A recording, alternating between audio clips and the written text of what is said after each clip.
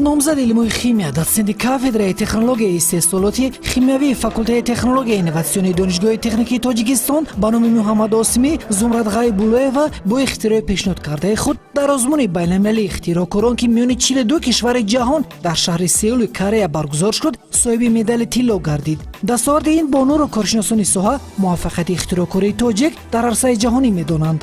намоишгоҳ бо ташаббуси созмони умумиҷаҳонии моликияти зеҳнӣ ва ассотсиатсияи занҳои ихтироъкорони Корея баргузор гашт. дар намоишгоҳ кишварҳои зиёд иштирок намуданд ки ихтироъҳои занҳои ихтироъкорони кишвари худро муаррифӣ намуданд.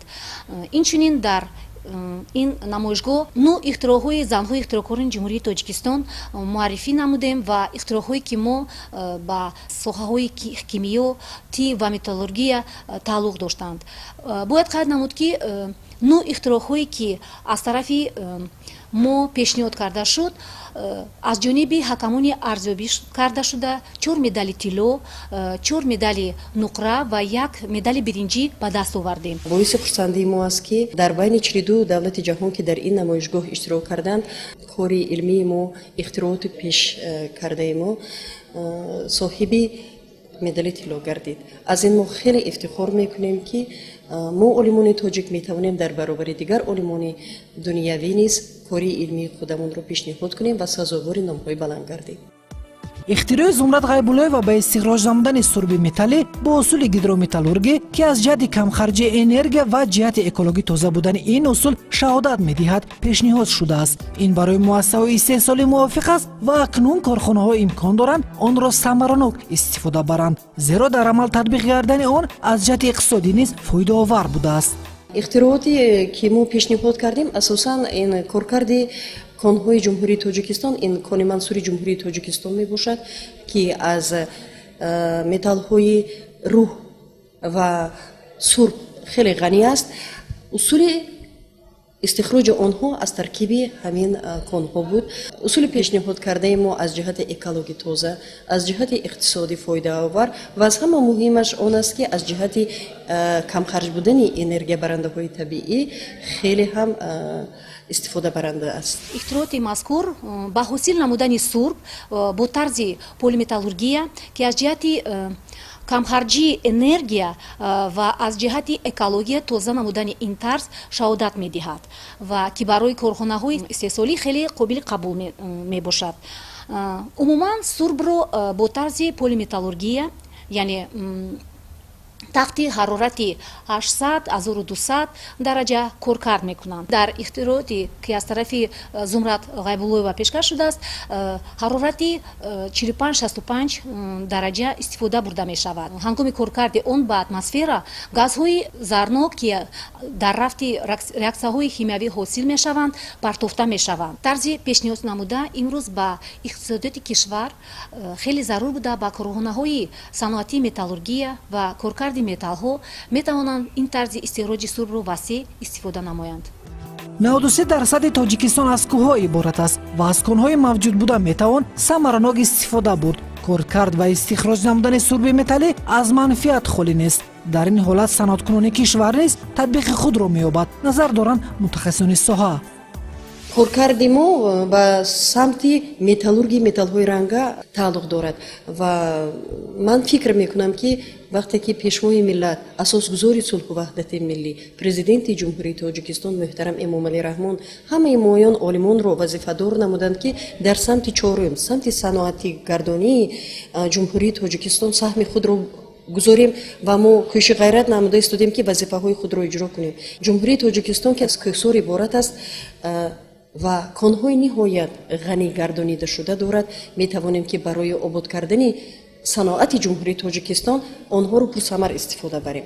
аз ин хотир ихтироъоти мо низ як ҳиссаи барои саноати кунонӣ саҳми худро гузошта метавонад, чунки мо усули аз хок ҷудо карда гирифтани ин металлҳоро пешниҳод кардем ва ман фикр мекунам ки аз ҷиҳати иқтисодӣ он фоидаовар аст, аз ҷиҳати экологӣ тоза аст ва аз ҷиҳати камхарҷ будани энергияи барқӣ имрӯз қобили қабул аст. истифода бурдани ин ихтироъ барои ҷамъият хеле зарур ҳаст. Дар сонати металлургия ва коркарди металлҳо хеле фоиданок ҳаст ва газнокии зарнок дар вақти истифода бурдани ихтирои пешниҳодшуда камтар ҳаст ва аз ҷиҳати экологӣ ва аз ҷиҳати иқтисодӣ барои кишвари мо манфиатовар аст. ихтироъоти Зумрад Ғайбуллоева ба соҳаи металлургия дахл дошта пешниҳоди он дар ин бахш бори аввал будааст. Агарчи дар гузаштаҳо ихтироъкорон дар ин ҷода навовариҳое рӯи даст доштанд, вале ин бонуи ҷӯянда бо тадқиқоти илмии худ ихтироъоти худро бо нигоҳи нав пешкаш кард. коршиносон ба ихтирои ин бонуи донишманд баҳои мусбат дода нақши онро дар соҳаи металлургия назаррас арзёбӣ намуданд. дар ин соҳа корҳо хеле зиёд ҳастанд, вале ихтироъоти мо ки патент гирифта шудааст, ин аввалин маротиба пешниҳод карда шудааст ки бо усули гидрометаллургӣ истифода бурдани технологияҳои нави инноватсионӣ дар дараҷаҳои хеле паст 45 то 60 градус ва дар муддати 1-1.5 соат мо гирифта тавонистани ин таркиби хокоба монанди рӯ ва сурб аввалин маротиба мебошад.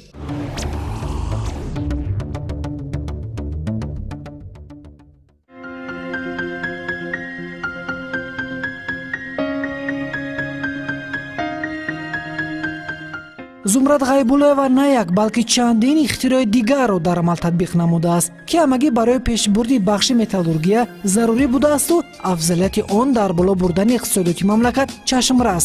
ҳадафи аслии ин ихтироъкор низ ҳамин буд ва боварӣ дорад, ки самараи он дар татбиқ кардани ихтироот амалӣ мегардад. 8 ихтироот дорам. Онҳо дар самтҳои гуногун ҳастанд, вале асосан мо дар самти металлургӣ, металлҳои ранга кор мекунем, мо бо металлҳо кор мекунем, дар масъалаи бойгардонӣ, дар масъалаи ғанигардонӣ, дар масъалаи ҷудо карда гирифтани онҳо бо усулҳои гуногун корҳоро ба анҷом расонидаем. Зумрад Ғайбуллоева бисёр фаъол ҳаст ва ихтироъкори беҳтарин аст ва дар вақти мисол бо ӯ суҳбат мекунем, маълум мегардад ки дар корҳои илмӣ корҳои зиёде мекунад ва хоҳони он аст ки зиёдтар ихтироъҳо ба мо пешниҳод намояд. Аз тарафи мо ба ӯ кӯмак мерасонем ки масалан дар тайёр намудани ихтироъҳое ки ба соҳаи металлургия тааллуқ доранд. тақрибан 40 сол мешавад ки Зумрад Ғайбуллоева корҳои илмию тадқиқотии худро пеш мебарад. аз замони ҷавонӣ талош кард то дар соҳаи дӯстдоштааш комёб гардад. ҳоло ҳамкориҳоро вобаста ба нововариҳои татбиқ кардааш бо кишварҳои хориҷ низ ба роҳ мондаасту бо ин амал мехоҳад ихтироъкории тоҷикро ба ҷаҳониён муаррифӣ созад. пас аз хатми донишгоҳи техникии тоҷикистон ман корҳои илмиамро дар самти атомҳои гидрогенӣ, ҳиссаи онҳо дар ҳосил кардани металлҳо рисолаи номзадиамро ҳимоя намудам, номзади илмҳо шудам ва дар тӯли 38 сол мешавад ки дар донишгоҳи техникии тоҷикистон бо ҷавонон хеле дар алоқамандӣ зич кору фаъолият мекунам. шогирдони мо вақте ки ба ҷавонҳо нигоҳ мекунеду ҳиссиёти онҳоро нисбат ба илм, ба технология, бачаҳое ки мехоҳанд кору фаъолият кунад, мо онҳоро ҷалб мекунем ва бо ҳамроҳии ин ҷавонон мо бисёр корҳоро ба анҷом расонидем. 8 ихтироъоте ки мо кардем, ин ба воситаи шогирдон ба иҷро расонидааст. Зумрад Ғайбуллоева бисёр зане ки масалан дар илм пешравии зиёдем дорад, на танҳо худаш, балки ҳамаи он нафароне ки дар якҷоягӣ ӯ ихтироъҳоро пешниҳод намоянд, онҳоро ҳам низ мехоҳад ки масалан ёрии худро ба онҳо расонад ва дар корҳои илмӣ барои онҳо кӯмак расонад. мо ҳамкорӣ дорем бо донишгоҳҳои давлатҳои ба монанди Турсия, давлатҳои Амрико.